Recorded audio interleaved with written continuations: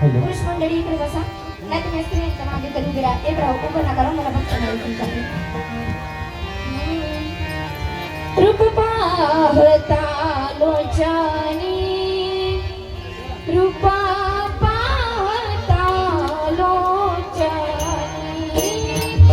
रूप पाहता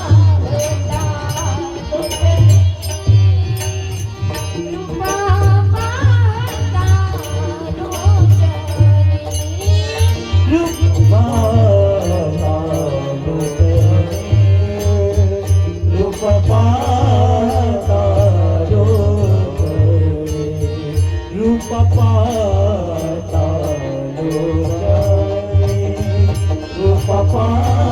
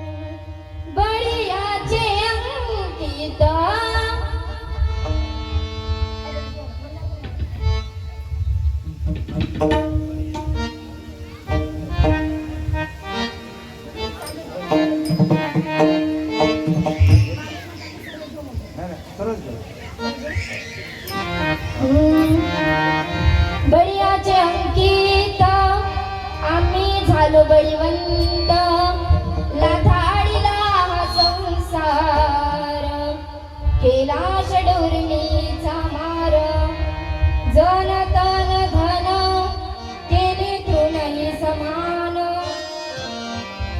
लाथाडीला संसार केला षडूर्मीचा मार तुका म्हणे आता तुका म्हणे आता तुका म्हणे आता आम्ही मुक्तीची या माथा लाथाडीला संसार केला षडूर्मीचा मार विठ्ठल विठ्ठल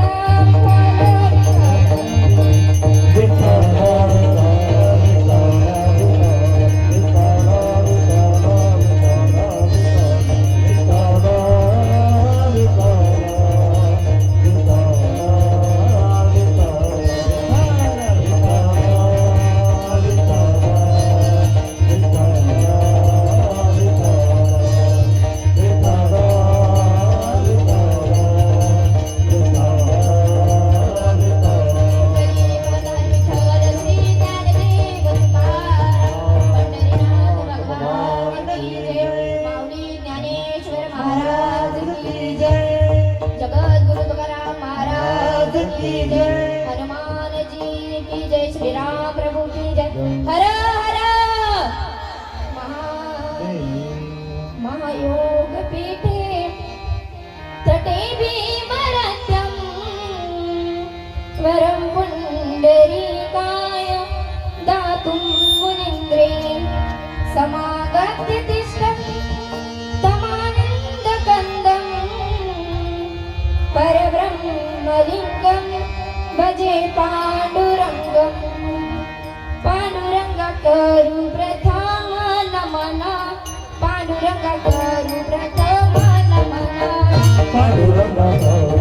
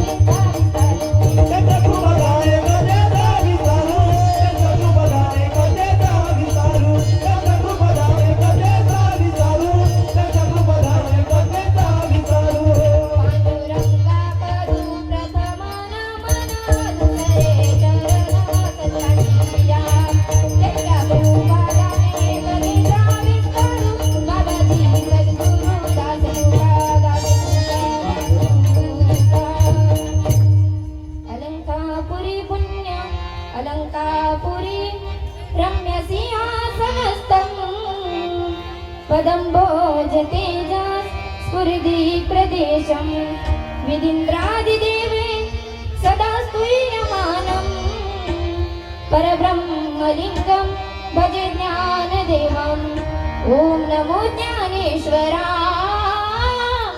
ॐ नमो ज्ञानेश्वरा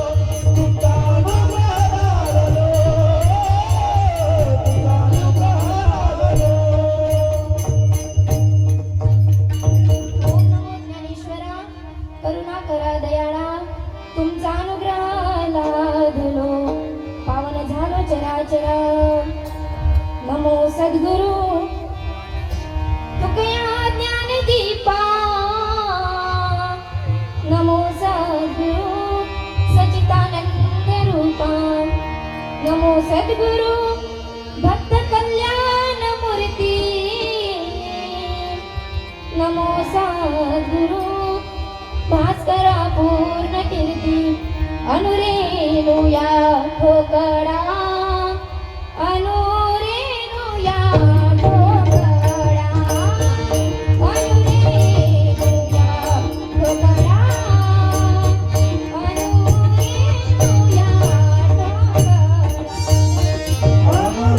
अनुरेणुया ठोकळा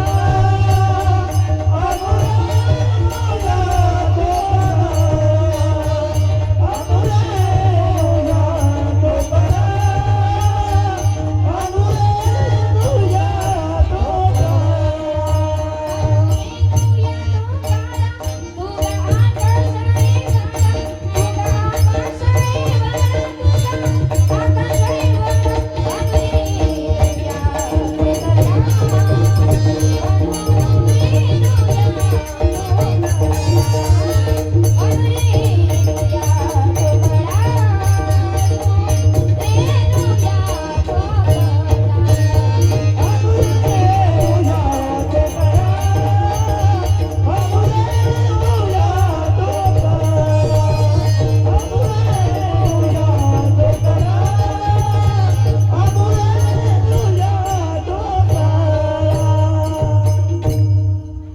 जयांची केल्या स्मरण होय सकळ विधीचे अधिकरण तेची बंधू श्री चरण श्री गुरूंचे ते नमस्कार आता विठ्ठल विठ्ठल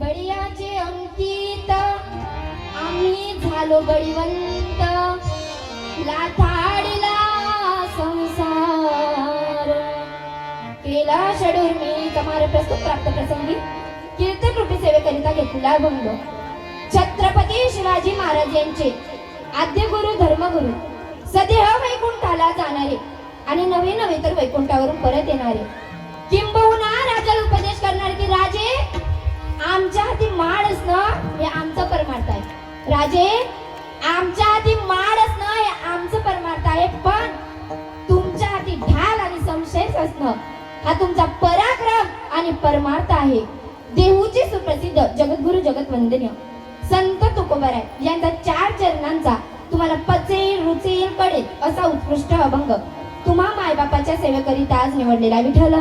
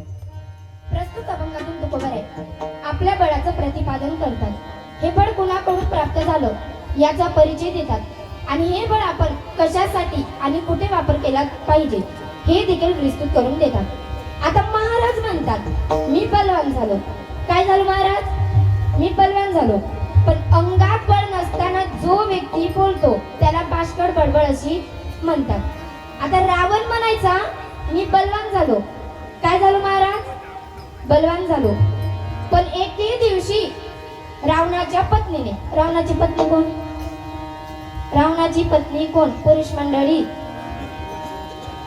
रावणाची पत्नी कोण स्त्री मंडळी मंदोदरी माता मंदोदरी मातेने रावणाला वध केलं महाराज तुम्ही म्हणता मी बलवान झालो काय म्हणता तुम्ही म्हणता मी बलवान झालो पण तुमच्यापेक्षाही 10 पटीने जर कोणी बलवान असेल तर ते म्हणजे माझ्या अयोध्यातले श्रीराम प्रभू बलवान आहेत. आता पुरुष मंडळी तुम्ही सांगा, आपल्या नवऱ्यासमोर पर पुरुषाची स्तुती करणं साधी गोष्ट आहे का? पुरुष मंडळी, तुमच्या पत्नीने तुमच्या समोर शेजाऱ्याच्या पतीची स्तुती केली, एखाद्या व्यक्तीची स्तुती केली, तुम्हाला आवडेल का? बरं बायांनो, तुम्ही तरी सांगा, तुमची तरी हिंमत होती का आपल्या समोर दुसऱ्या व्यक्तीची स्तुती करण्याची? होती का? साधी गोष्ट आहे का? नाही. पण माझ्या मंदोदरी मातेने रावणाला आवाहन केलं आणि म्हणलं, महाराज तुमच्यापेक्षा 10 पटीने माझ्या अयोध्यातले श्रीराम प्रभू बलवान आहेत असं म्हणताच रावणाला प्रश्न पडला, मी तर स्वर्गातल्या 33 कोटी देवदेवतांना हरवून विजयी झालो. किती? 33 कोटी देवदेवतांना हरवून विजयी झालो. मग माझ्यापेक्षा हा राम किती बलवान असेल? मग रावण म्हणायचा, मी स्वर्गात जायला पायऱ्या तयार करेन, समुद्रातलं खारं पाणी हे गोड करेन. स्वर्गाला कोण कोण गेलं महाराज? हात वरती करा. स्वर्गाला कोण कोण गेलं? स्वर्गाला गेला असतात तरी तर बसला असतात का? बरं गेला असतात ना आला असतात, पण स्वर्गामध्ये जायला रावणाने पायऱ्या तयार केल्या का? नाही. समुद्राला कोण कोण गेलं? तरुण मंडळी माझ्या दादांना, समुद्राला कोण कोण गेलं? बरं नसं गेलं, पण समुद्राचं पाणी कसं आहे? खारं आहे. मग खारं पाणी आता खारं आहे की आता गोड झालं? खारच आहे. मग रावणाने खारं पाणी गोड केलं का? नाही. मग यालाच बाष्कळ बडबड असे म्हणतात. विठ्ठल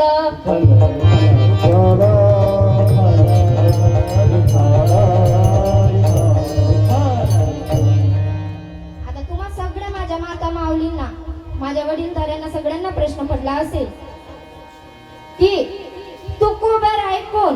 तर मराठी मनावर अधिराज्य गाजवणारे जगविख्यात साधू, इंद्रायणच्या काठावर उठलेलं भक्तीचं वादळ, वारकऱ्याच्या विशाल वटवृक्षाला लागलेले गोंडच फळ आणि प्रगल्भ बुद्धिवंतांच्या बुद्धीलाही न उलगडलेलं कोड म्हणजेच तुकोबाराय.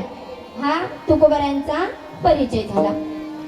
मग रावणाच्या पत्नीने रावणाला आवाहन केलं, महाराज तुम्हाला माहित नाही का, माझ्या रामाकडे 18 पद्मे वानर आहेत. किती महाराज? किती? 18 पद्मे वानर आहेत. आणि त्या 18 पद्म्यामधून पद्माचा नंबर बराच उशिरा लागतो. बरं, ज्यांना म्हणता येईल ते माझ्या सोबत म्हणायचं, माझ्या मागे म्हणायचं नाही, माझ्या समोर म्हणायचं नाही, कसली कुजबूज करायची नाही. एखादा शब्द विचारला तर सांगता आलं पाहिजे. म्हणा एकक, दशक, शतक, हजार, 10,000, लक्ष, दशलक्ष, कोटी, 10 कोटी, अब्ज, 10 अब्ज. तुमच्या आणि माझी गणित इथपर्यंतच. शाळेतल्या मुली आहेत का? तुमचं आणि गणित माझं इथपर्यंतच आहे ना. पण याच्या सामोरी आहे महाराज काय? खर्व, दशखर्व, निखर्व, दशशंक, दशशंक. याच्या नंतर लागतो तो पद्माचा नंबर. मग रावण म्हणाला, काय म्हणाला? येऊ दे ना, जाऊ दे ना, मी काय भीतो? काय म्हणला? येऊ दे आणि जाऊ दे बी, मी काय भीतो का?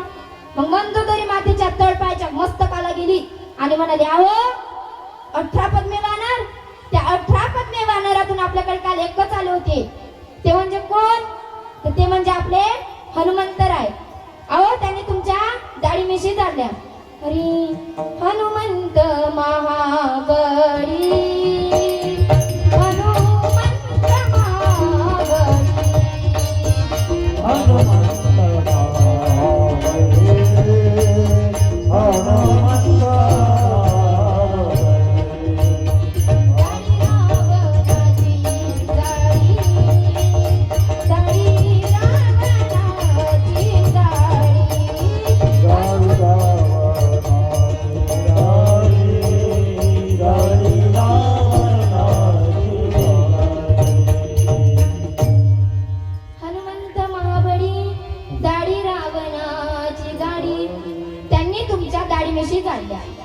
अशोक वाटेचं विध्वंस केलं. नवे नवे तर तुमच्या लाडक्या अक्षय कुमाराला देखील मारलं. महाराज आता एकटाच एवढी ताकद. मग 18 पद्मे वानर आलं तर काय होईल? काय होईल?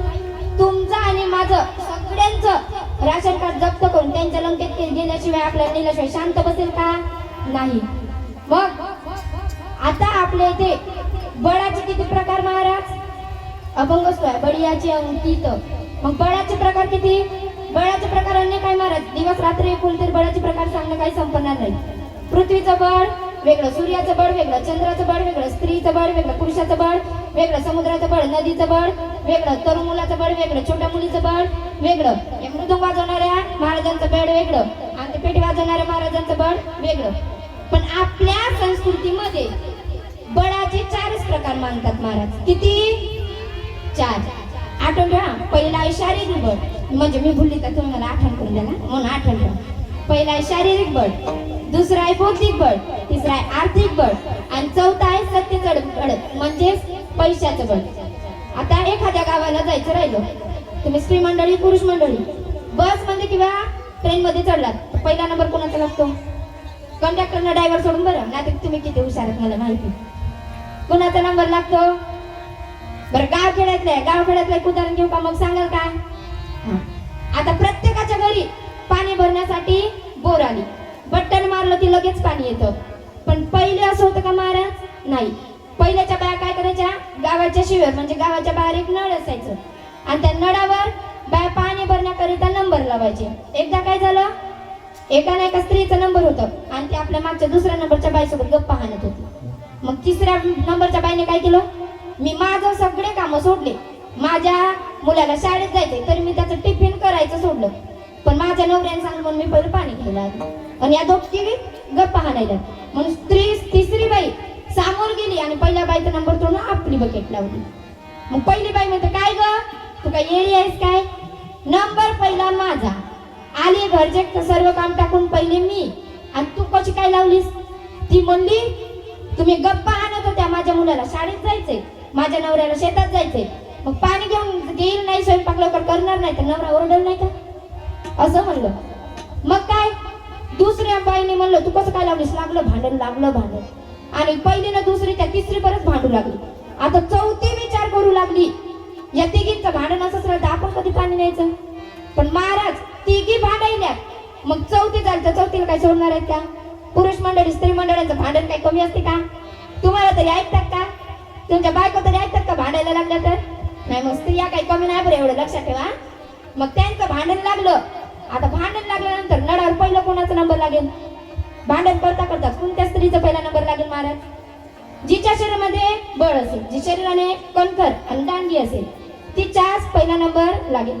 मग माझे ज्ञानेश्वर महाराज हरिपाठात उच्चार केले आहेत, बळे विन शक्ती बोलू नये, बळे विन शक्ती बोलू नये, बळे विन शक्ती बोलू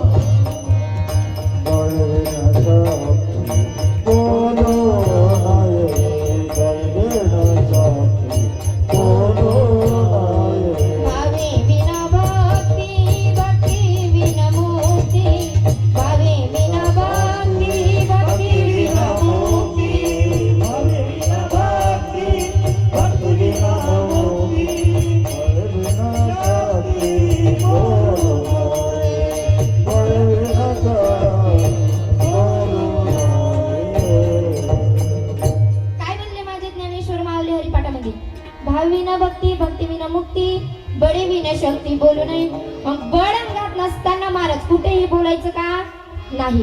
आता बघा एक कोटी सांगते, ज्याचं शरीर चांगलं त्याचं मन चांगलं, ज्याचं मन चांगलं त्याची बुद्धी चांगली आणि ज्याची बुद्धी चांगली ते इथं कीर्तन ऐकायला येतात.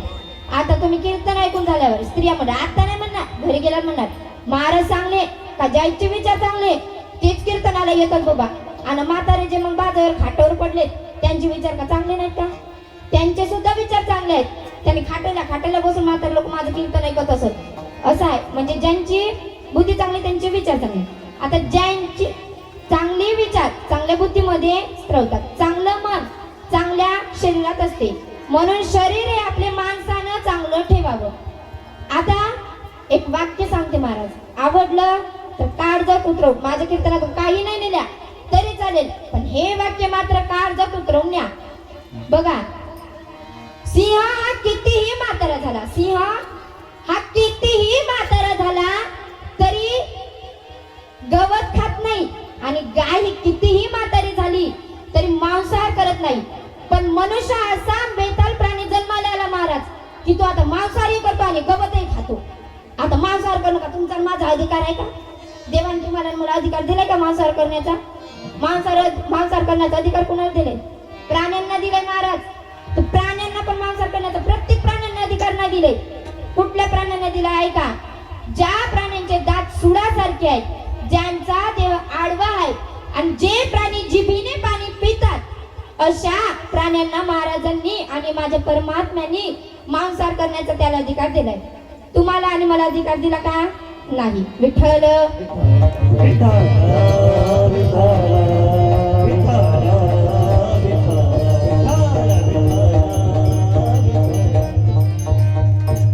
कीर्तनानिमित्त बाहेरगावी गेली महाराजा. कीर्तनानिमित्त बाहेरगावी गेली आणि बाहेरगावी गेल्यानंतर एका काकूच्या घरी, जसं आज तुमच्या वनसळीमध्ये आली आणि एका काकूच्या घरी थांबले होते ना, तसंच एका काकूच्या घरी थांबले जेवण करण्याकरिता. जेवण वगैरे झालं, बाहेर मस्त हॉलमध्ये बसलो. त्या काकूवाल्या घरच्या आणि मला म्हणतात, ताई माझ्या घरचे सगळे माळकरी आहेत. मी, माझा नवरा माळकरी, माझे 4 मुलं माळकरी, त्या माझ्या मुलाच्या 4 मुलांच्या 4 बायका माळकरी आणि त्यांचे 4 मुलं ते बी माळकरी. मी म्हणलं बरं ताई, मग चांगला सुखी संसार आहे तुमचा. म्हणजे तुम्हाला परमात्म्याची गोडी आहे ना, ते मांसाहार तरी करत नाही. असंच म्हणता म्हणता त्यांचा सगळ्यात लहान मुलगा आला. काकूचा, बरं त्यांच्या मुलाचा मुलगा नाही, काकूचा सगळ्यात लहान मुलगा आला. मी त्याच्याकडे असं चांगलं राखून बघितलं तर त्याच्याकडे म्हणजे माडच नव्हती. मी त्या काकूला म्हणलं, काय हो काकू, तुम्ही तर म्हणल्या माझ्या प्रत्येक मुलाच्या 4ही मुलाच्या गळ्यात माड आहे, मग ह्या मुलाच्या गळ्यात माड का नाही? मग त्या काकू काय म्हणाल्या का? त्या म्हणाल्या, अहो ताई, तुमच्यासारखे साधू संत महाराज लोक येतात ना, तर तुमच्या पंक्तीमध्ये जेवण करायला आम्ही सगळे बसतो आणि हप्त्यातून, महिन्यातून किंवा वर्षातून एकदा खाणार येतो ना, मग त्याला वाईट नाही वाटलं पाहिजे म्हणून त्याच्या पंक्तीत बसायला हा माझा छोटा मुलगा बिनमाग. मी त्या दादाला जवळ बोलून आणि म्हणलं, दादा तू मांसाहार करतो? तो म्हणे हो. मी त्याला सांगितलं, दादा मांसाहार करायचं नाही. तो म्हणते का ताई? मग मी त्याला सांगितलं, दादा मांसाहार केल्याने बटनालिझमा नावाचा रोग होतो. त्याचे गुडघे 40व्या वर्षी निकामे होऊ लागतात. पाठीचा मज्जातंतू लवकर गुंजायला लागतो ना, अगदी 50व्या वर्षी बघण्याची सुद्धा दृष्टी कमी होती. म्हणजे आपले 2 डोळे आहेत ना, तर 4 डोळे होतात. कोणत्या वर्षी? 50 वर्षी. म्हणून मांसाहार करू नये. तुम्ही मांसाहार केल्यानंतर तुमच्या शरीरामध्ये जेवढी शक्ती प्राप्त होते ना, तेवढी शक्ती माझ्या गौमाताच्या दुधामध्ये आहे. कपरच दूध, बरं जास्त दूध नाही, फक्त कपर दूध. पण आजकाल कोणी पितं का हो? पितं का? गाईचं दूध पिता नाही. तुम्हाला समजून स्प्राईट पाहिजे म्हणजे ताकद येते. आता स्टिंग निघलंय, त्याच्यानंतर फार माणूस पडायलाच लागतो पिल्याबरोबर, असं आहे. पण मांसाहार खाल्ल्यानंतर तुमच्या शरीरात जेवढी स्निग्धता प्राप्त होते, तेवढी स्निग्धता केळीच्या सालीच्या गरात सुद्धा आहे. पण केळीचं सालीचं घर खातं का कोणी? नाही खात. खाली केळ ते कागद झालं ते फेकून द्यायचं, त्याचं घर खायचं का? नाही. मग आत्ताचे तुम्ही पुरुष मंडळ, स्त्री मंडळ, तुम्ही, मी पण सुद्धा तुमच्यातच, मी काय मला सोडत नाही. आत्ताचे आपण लोक काय खातो? काजू, बदाम, किसमिस, पिस्ता, पिझ्झा, बर्गर सगळं खातो. पण जगतो किती वर्ष जगतो? किती वर्ष जगतो? फक्त 50 वर्ष जगतो. काही तर कमीच जगतात. 50 म्हणलं तर आपल्याला जास्त झाले, पण उदाहरणार्थ 50 वर्ष जगतो. पण माझ्या आधीचे साधू संत महाराज लोक हे झाडीच्या कंदमुळं आणि साली खाऊन हजार वर्ष आयुष्य जगले. मग आता काय खायचं आणि काय नाही ते तुम्हीच ठरवा. आता बघा, जेवण करताना पोटाचे 4 भाग पाडायचे. किती महाराज? 4. आता तुम्हाला कसे सांगते ऐका. जेवण करताना पोटाचे 4 भाग पाडायचे. 2 अन्नाने भरायचे, 1 पाण्याने भरायचं आणि 1 स्वच्छ श्वासासाठी रिकामं ठेवायचं. पण काही लोक काय करतात? फुकटचं भेटलं की दाबून खातात. म्हणजे स्वच्छ श्वासासाठी जागाच नको, खातच. तुम्हाला पोत टाचणं समजते का? सोयाबीन तुळी झाल्यावर आपण पोत्यात ठेवतो. मग त्या पोत्यामध्ये कसं? तो म्हणते काका शिवबापू, तो म्हणते नाही, पुन्हा पाहिली भर मावती तू टाक, पुन्हा टाक, असं टाक म्हणू तो टाकतो आणि डबच त्याला मग टोचतो, म्हणजे पोते शिवतो. तसंच काही माणसं काय करतात? जेवायला बसलं की पोतच टाचतात. आता एक व्यक्ती जेवण करायला बसला, खातच आहे. जेवण करताना पाणी पिपीना, खातच आहे. आता त्याला ढेकर आली तरी त्याला कळत नव्हतं. आता जास्त खाल्ल्याने काय होते महाराज? जास्त खाता आतून लेटर पाठवणं चालू होते. कसं? मग म्हणते तुमचं गोडाऊन सध्या फुल झालेलं आहे, तुम्ही जो दाबू दाबू माल भरतात ना,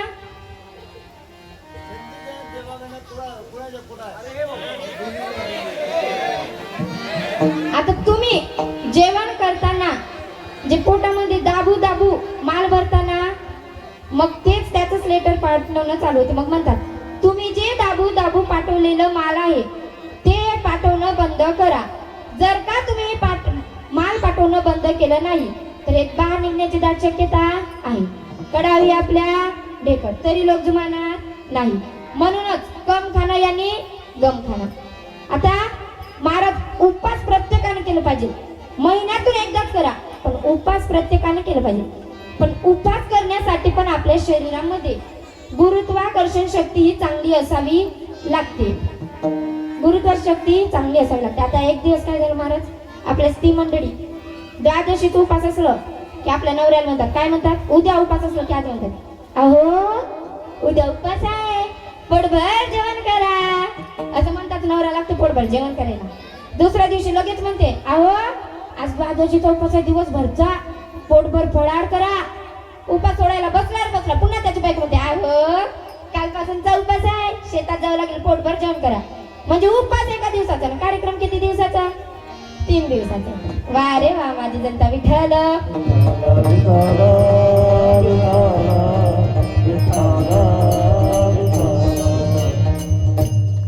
आता जास्त खाल्ल्याने महाराज शक्ती वाढत नाही तर उलट रोगराई वाढते. आता हे झालं शारीरिक बळ. शारीरिक बळ ज्याच्याकडे आहे तो शारीरिक बळाने दुसऱ्यावर राज्य गाजवू शकतो. पण शारीरिक बळापेक्षाही जर कोणतं श्रेष्ठ बळ असेल ना तर ते म्हणजे बौद्धिक बळ. आता कामगार हमीवर रोजगार जाणारा माणूस सारखा राब राब राब राब राब ऊन पाहत नाही, ताण पाहत नाही, चप्पल फाटलेलीच राहते कधी पण त्याच्या पायात, तरी पण राबतो. पाणी सुद्धा प्यायला जात नाही तरी त्याला मजूर किती आहे, 200 रुपये. आणि तोच कामगार कामावर आला का नाही म्हणून त्याला बघणारा जो येतो तो मात्र झाडाच्या सावलीकडे खुर्ची टाकून बसतो आणि त्याला मजूर किती आहे, 500 रुपये. बरं आता हा काम करतोय की नाही म्हणून बघायला तो तिथे तरी जातो.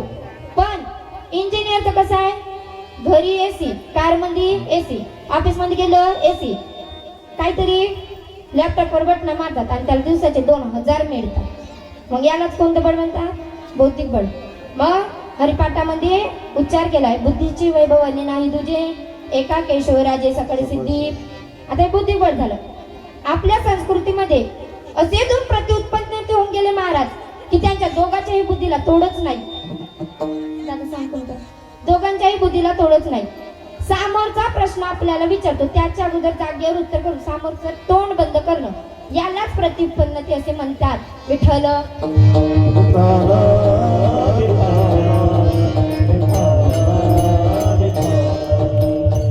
कालिदास आणि बिरबल. बिरबल हा जातिवंत ब्राह्मण होता. बिरबल हा जातिवंत ब्राह्मण होता महाराज. तो पूजा करण्याकरिता बसला. रोजच्या प्रमाणे 4 वाजता उठून आंघोळ वगैरे सगळं आवरून पूजा करण्याकरिता बसला. तेवढ्यात बादशाहचा हुकूम आला. बादशाहचा सेवक आला आणि म्हणतो, बिरबल तुम्ही बादशाहने बुलाया. बिरबल पूजा करत होता. आता बादशाहचा ऑर्डर आला म्हणल्यावर बादशाह काही कमी असतो का, बॉस सारखाच असतो. बादशाहचा ऑर्डर आला म्हणून बिरबल पूजा अर्धवट ठेवला आणि निघाला बादशाहच्या राजवाड्यात. निघाला आणि राजवाड्यात गेल्यानंतर बादशाहला म्हणतो, क्या हुआ बादशाह, आपने मुझे बुलाया है क्या? तो बादशाह म्हणतो, हाँ मैंने तुम बुलाया, क्या हुआ? बादशाह म्हणतो, कुछ भी नहीं हुआ, तुम्हें और मुझे हम दोनों कहीं बाहर घूमने के लिए जाना है. तेव्हा बिरबल आपल्या बादशाहसोबत बाहेर निघतो फिरायला. थोड्या दूर चालत गेल्यानंतर त्याला एक तुळशीचं झाड दिसतं. तुळशीचं झाड दिसल्यानंतर तो तुळशीच्या झाडाजवळ जातो, प्रणाम करतो, त्याला प्रदक्षिणा घालतो आणि मग बादशाह विचारतो, बिरबल ये क्या है? तेव्हा बिरबल म्हणतो, ये तुलसी का पेड़ है, तुलसी हमारी माता है. मग तो बादशाह म्हणतो, अरे तुम हिंदी लोग कितने पागल लोग होते हो. एक पेड़ कभी अपनी माँ बन सकती है क्या? बन सकती है क्या? एक झाड कधी आपली आई बनू शकते का? बनू शकते का? बनू शकते महाराज. तुळशी मातेमध्ये काही साधी शक्ती नव्हती असं म्हणतात. बिरबलच्या तळपायाच्या मस्तकाला गेली आणि आता त्या बादशाला काही म्हणणार, पण तो बादशाह होता ना, बादशाह म्हणजे बॉस सारखाच झाला. आता बॉस हा जगाच्या कोणत्याही पाठीवर कितीही मूर्ख असू द्या त्याला बरोबरच म्हणावं लागतं, कारण बॉस इज ऑलवेज राईट. मग काय झालं, बिरबल म्हणाला, आता याचा काटा मी काट्यानेच काढीन. असं काढीन का? नाही. थोड्या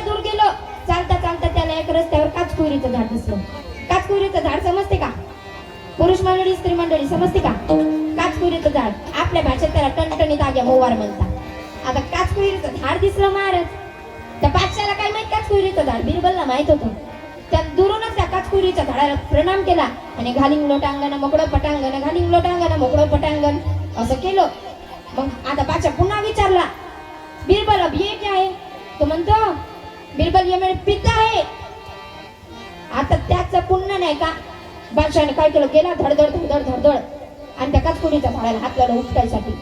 जसं त्या काचकुरीच्या हाताला झाड लावलं तसं 5-5 फूट उड्या मारू लागला आणि म्हणतो, बिरबल ये मुझे क्या हुआ, ये मुझे क्या हुआ, ये मुझे क्या हुआ. तेव्हा तो बिरबल म्हणतो, ये मेरे पिता है, ये मेरे पिता बहुत बुरे लेकिन मेरी माँ बहुत अच्छी है. तुम अगर मेरी माँ को प्रणाम करोगे ना तो मेरा ये बुढ़ा बाप खुद ब खुद शांत हो जाएगा. तेव्हा तो म्हणतो, आता तुळशी मातेमध्ये किती ताकद आहे पहा. त्याने तुळशीच्या झाडाला नमस्कार केला, म्हणलं नमस्कार केला, त्याचा अंगाचा दाब थोडा कमी झाला. स्त्री मंडळ तुमच्यासाठी, पुरुष मंडळ ऐकलं नाही ऐकलं तर काही घेणं देत नाही आपल्याला. तुम्ही ऐका, म्हणलं नाही का तुळशी मातेमध्ये किती ताकद आहे. एकदा काय झालं, भगवान कृष्ण परमात्मे एका तराजूवर जाऊन बसले आणि सगळ्या आपल्या बायकांना बोलवलं. बायकां म्हणजे राधा राणी. श्रीकृष्ण पत्न्या किती 16,108.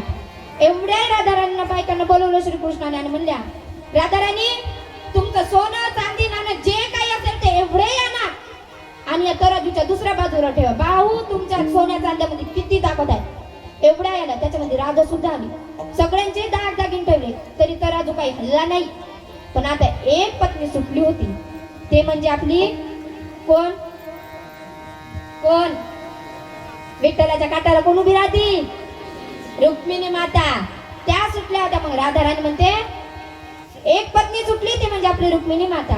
रुक्मिणी माता बाहेर बसून तुळशीची पूजा करत होती आणि त्या राधा राणी त्या रुक्मिणी माता म्हणतात, रुक्मिणी माता उठा आणि किंचाळा. तुम्हाला माहित नाही का आज काय झालं? आज झालेलं सगळं जे काही प्रसंग घडलं ते पूर्ण तिला सांगितलं. आणि रुक्मिणी माता म्हणते, याच्यासाठी किंचाळाला कसं, मी हाय ना.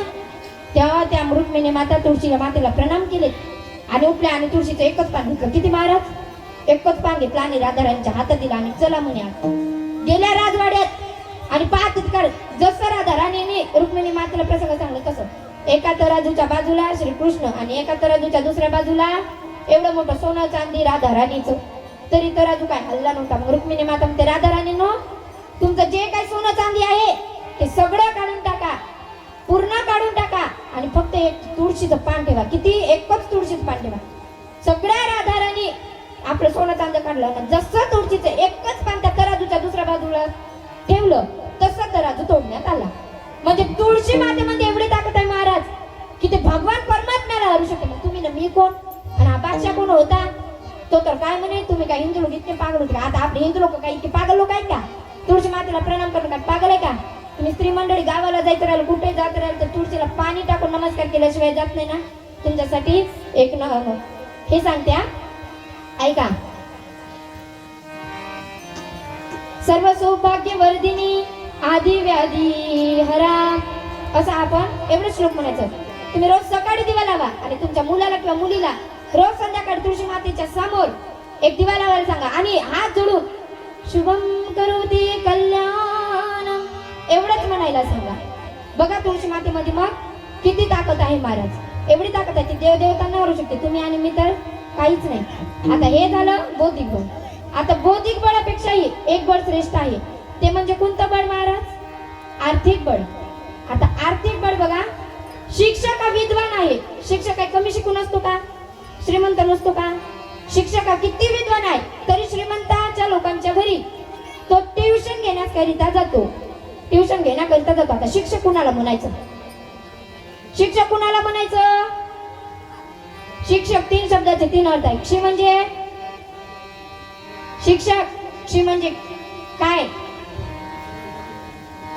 क्ष म्हणजे क म्हणजे कर्तव्य, क्ष म्हणजे क्षमता आणि शी म्हणजे शिस्त.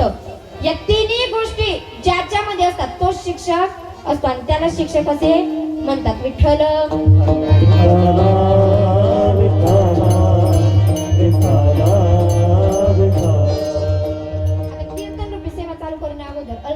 अर्धे बघ त्याचा अध्य करतो महाराज माफ करा आठवणाऱ्याला आता आठवलं. आता ह्या वनसडी शहरामध्ये असलेला अखंड हरिनाम सप्ताह या सप्त्याच्या 5व्या दिवसाची सेवा मला प्राप्त झाली मी माझे भाग्य समजते. आता मी म्हणते तुम्ही सगळे आणि मी भाग्यवान आहे. तुम्हाला प्रश्न पडला का? कसं पडला का? या भारत देशामध्ये महाराज माझ्या साधू संतांनी जन्म घेतलाय म्हणून तुम्ही आणि मी भाग्यवान आहोत. पहिलं भाग्यवान ना. दुसरं भाग्यवान आपल्या भारत देशाला भारत माता म्हणतात. दुसरं भाग्य. तिसरं भाग्य की आपल्या या भारत देशामध्ये साधू संतांनी जन्म घेतला आणि त्याच्या पादस्पर्शाने पवित्र आणि पावन झालेली भूमी आहे. पवित्र ते गुण पावन तो देश पवित्र ते गुण पावन तो देश पवित्र ते गुण पावन तो देश पवित्र ते गुण पावन तो देश. जन्म घेती जिथे हरीचे दास जन्म घेती कर्म धर्म ज्याचा तो झाला नारायण कर्म धर्म ज्याचा तो झाला नारायण कर्म धर्म त्याचा तो झाला नारायण कर्म धर्म त्याचा तो झाला नारायण. आपण 3 गोष्टींनी भाग्यवान आहोत. आता आपल्या भारत देशाला भारत माता म्हणतात. चीन या देशाला भारत काकू म्हणताना ऐकलात कधी? पाकिस्तान देशाला ऐकलात? अमेरिका इंग्लंड कोणत्याला म्हणलात? फक्त आणि फक्त आपल्या भारत देशालाच भारत माता म्हणतात. ही मायभूमी जन्मभूमी कर्मभूमी ही आमची महावंदनीय अति प्राणप्रिय ही माय मराठी आमची. हा आमचा आहे बाणा ही आमची आहे बोली आसमानी पडते भव्य पताका भगव्य पत्याची. ही मायभूमी जन्मभूमी कर्मभूमी आमची महावंदनीय अति प्राणप्रिय ही माय मराठी आमची माय मराठी आमची. आता भारत देशामध्ये असलेले महाराष्ट्र राज्य या महाराष्ट्र राज्याचं वर्णन करायचं म्हणलं तर काय काय करायचं? रेवा वरदाम कृष्ण कोयना बदला गोदावरी एक पणाचे भरती पाणी मातीच्या गावरी भीमतरीच्या चट्टानाया चट्टानाया चट्टानाया यमुनेचे पाणी पाजा जय महाराष्ट्र माझा जय जय महाराष्ट्र माझा गरजा महाराष्ट्र माझा गरजा महाराष्ट्र माझा गरजा महाराष्ट्र माझा. महाराष्ट्राचं वर्णन करायचं म्हणलं तर काय? रेवा वर्धा कृष्ण कोयना भद्रा गोदावरी या 7 नद्यांचा संगम आहे महाराज. फक्त आणि फक्त आपल्या महाराष्ट्र राज्यामध्ये आहे. दुसऱ्या कोणत्याच राज्यामध्ये नाही.